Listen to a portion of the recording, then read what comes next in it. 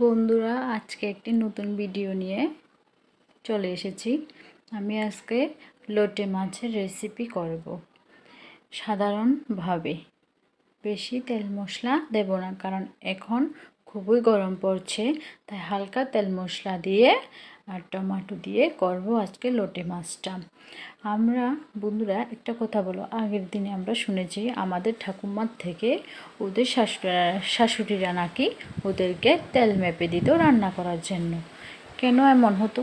এখন তো আমরা নিজেদের স্বাস্থ্যের দিকে লক্ষ্য রেখে খেতে পারি না তেলে দিয়ে বেশি।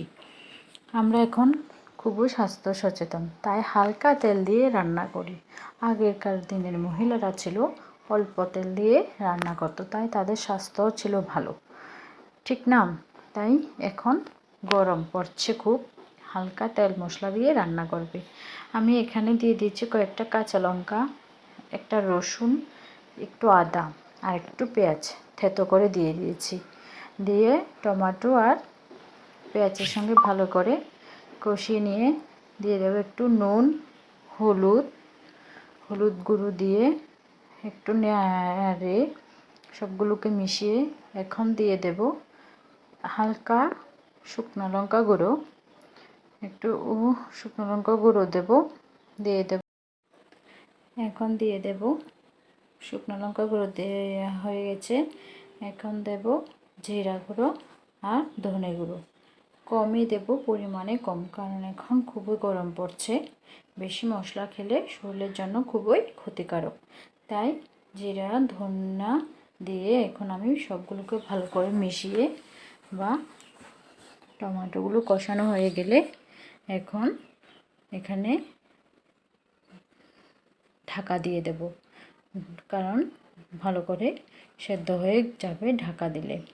ঢাকা দিয়ে দিয়েছি, দিয়ে এখন একটু কড়াইয়ের সাথে লেগে আসছে, তাই আরেকটু হালকা নাড়িয়ে সবগুলোকে উঠিয়ে সেদ্ধ হয়েছে কিনা দেখে আমি এখানে ভালো করে কষিয়ে নেওয়া হয়ে গেছে এগুলোকে, বা মশলা গায়ে গায়ে গন্ধটা চলে গেছে।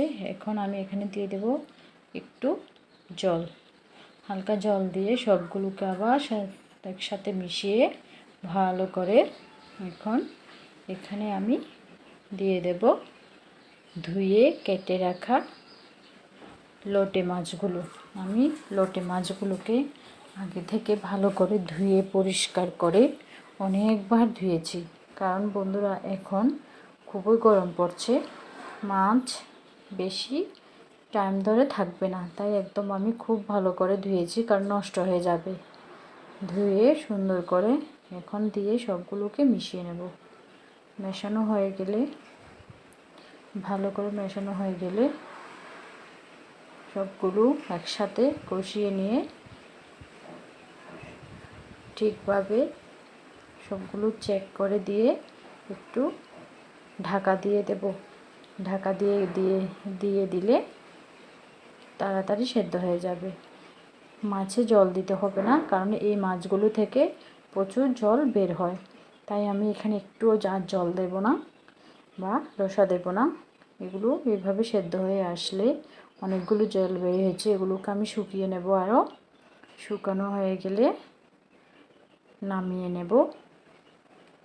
নিয়েছি। দেখো বন্ধুরা, কালারটা কি সুন্দর এসেছে। তোমরা একদিন এভাবে লোটে মাছ ট্রাই করবে, খুবই স্বাদ হয়।